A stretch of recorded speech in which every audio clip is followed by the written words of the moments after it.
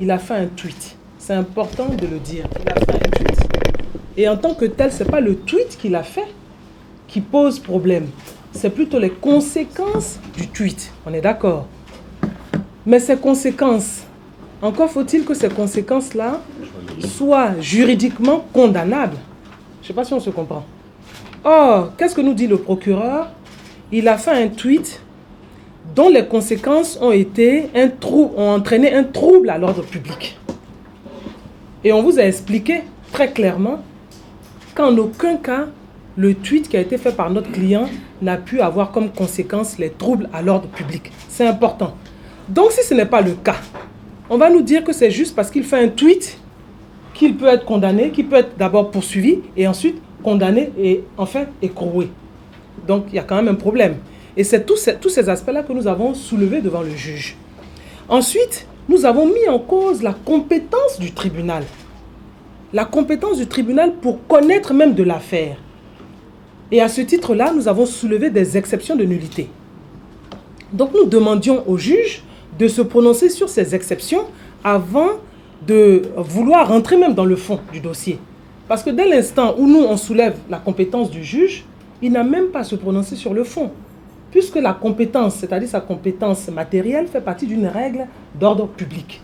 Il faut d'abord qu'il se prononce sur ça et nous dise oui ou non s'il est compétent, et auquel cas maintenant, à ce moment-là, il y aura une décision et nous estimons effectivement qu'il se recuse du dossier parce qu'effectivement, il n'est pas compétent. Mais on n'a pas eu gain de cause. Et enfin, ce qui est quand même grave et que je tiens à souligner pour que vous-même vous puissiez aussi vous rendre compte de cette gravité, c'est que notre client a été condamné sans avoir eu l'assistance d'un avocat. Or, justement, l'assistance, ou je dirais le droit à avoir donc l'assistance d'un avocat, fait partie des droits de la défense. On ne peut pas condamner un client en l'absence de son avocat.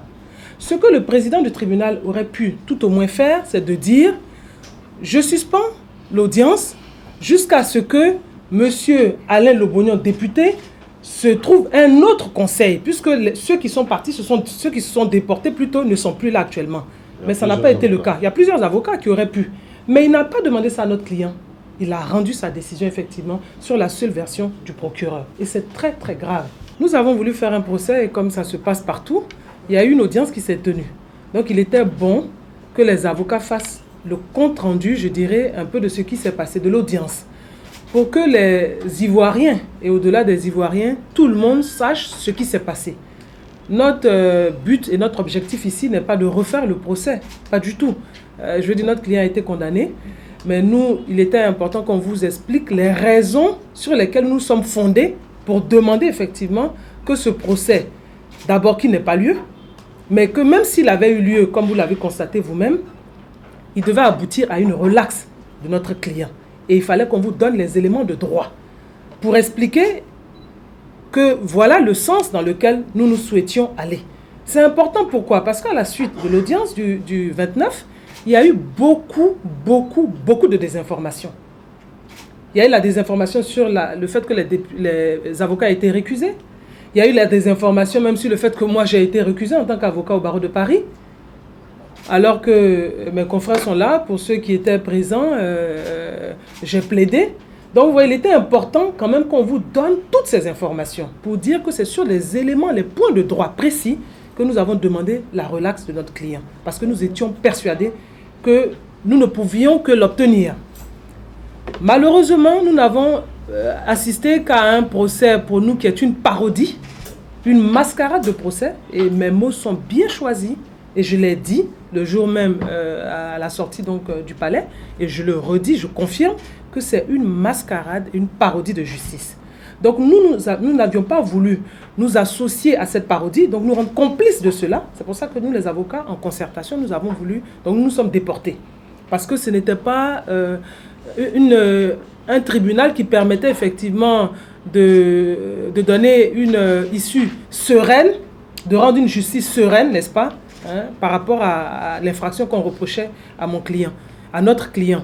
Et j'ai même dit ce jour-là, au cours de l'audience, que j'avais mal au cœur d'être à l'audience ce jour-là, parce que j'aurais pensé que cette audience n'aurait pas eu lieu, comme l'a rappelé effectivement M. Diallo.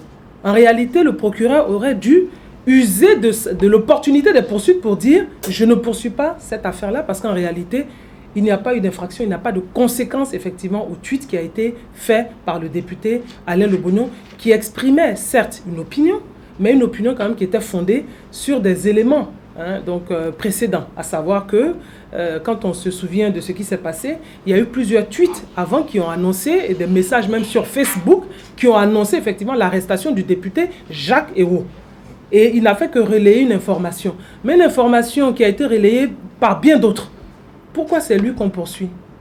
Pourquoi c'est lui qu'on incarcère? Là est toute la question. Est-ce que si ça avait été lui, si ça n'avait pas été lui, pardon, est-ce qu'on aurait fait tout ce qu'on a fait là? Je ne le crois pas.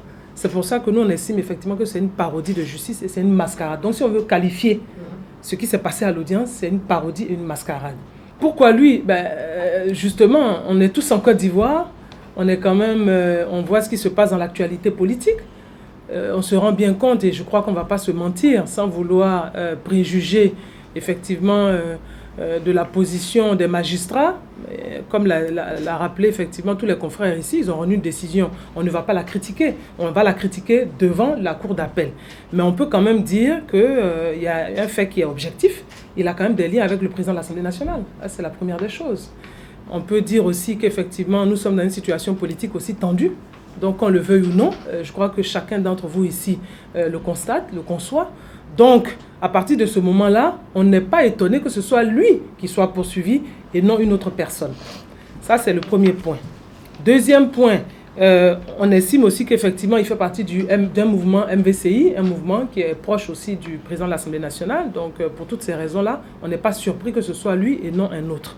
Maintenant, cela ayant été dit, on se pose la question de savoir pourquoi les juges ont décidé de ne pas répondre à notre question. Et nous nous situons sur un point de droit. Là, on n'est pas en train de tirer des conséquences rien que sur des faits, mais sur un point de droit. Parce que, les confrères l'ont rappelé, le Code de procédure pénale fait obligation au juge de se prononcer sur sa compétence. C'est une règle d'ordre public, je viens de le dire. Le Code de procédure pénale lui fait obligation de se prononcer et de dire oui ou non, est-ce qu'il est compétent.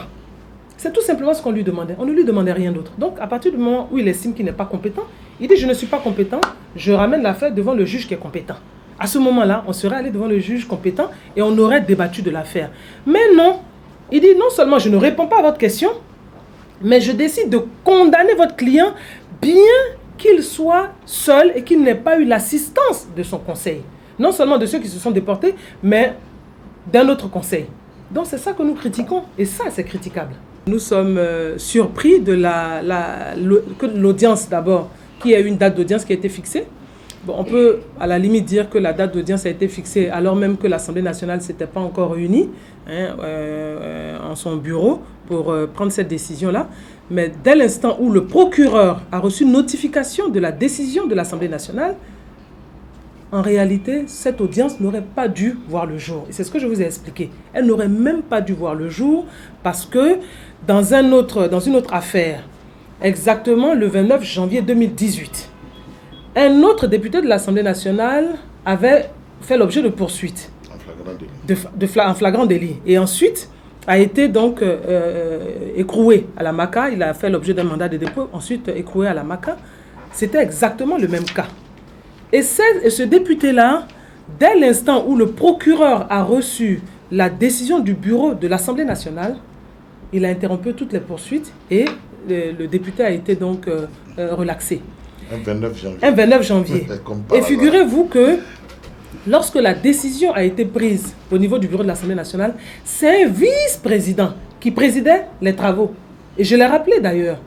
Or, aujourd'hui, c'est non seulement le président de l'Assemblée nationale lui-même qui a présidé effectivement les travaux du bureau de l'Assemblée nationale et qui a pris la décision.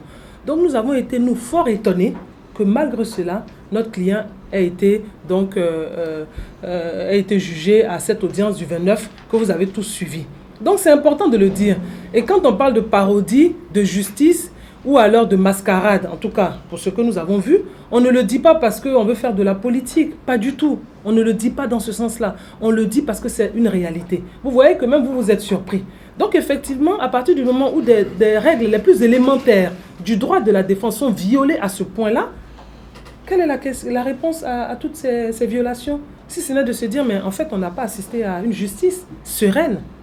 On n'a pas assisté à une justice qui permettait effectivement aux clients de se défendre par le biais de ses avocats. On a assisté à une justice qui était complètement biaisée. Et je viens de vous dire les rumeurs. Qui entretient ces rumeurs? À savoir que les avocats n'ont pas pu plaider, ils ont été tous recusés. Mais non, nous avons tous plaidé.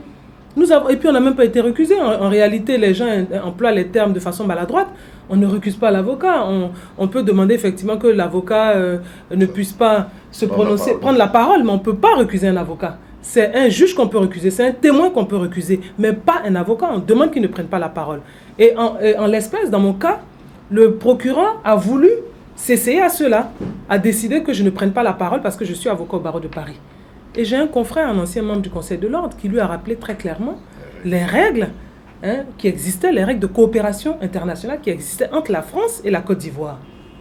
Règles qui prévoient qu'un avocat inscrit à un barreau français, qu'il soit de Paris, de Marseille, de Poitiers, n'importe quel barreau, peut plaider en Côte d'Ivoire de la même manière qu'un avocat au barreau d'Abidjan peut plaider en France. La seule condition, parce que c'est la réciprocité, la seule condition, c'est que cet avocat, qu'il soit donc de France ou de Côte d'Ivoire, puisse élire domicile auprès de son confrère qui réside dans le pays. Moi, j'ai élu domicile auprès donc de mon confrère Maître Diallo. Donc, à ce titre-là, je pouvais plaider. Et vous avez vu que pour ceux qui étaient à l'audience, il y a eu une protestation mais unanime de tous les avocats.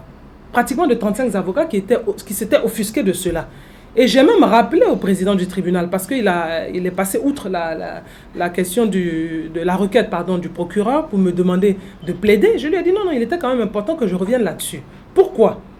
Parce que c'est une méconnaissance non seulement de ces règles, que je viens d'évoquer avec vous, mais ensuite c'est une méconnaissance de l'histoire de notre pays.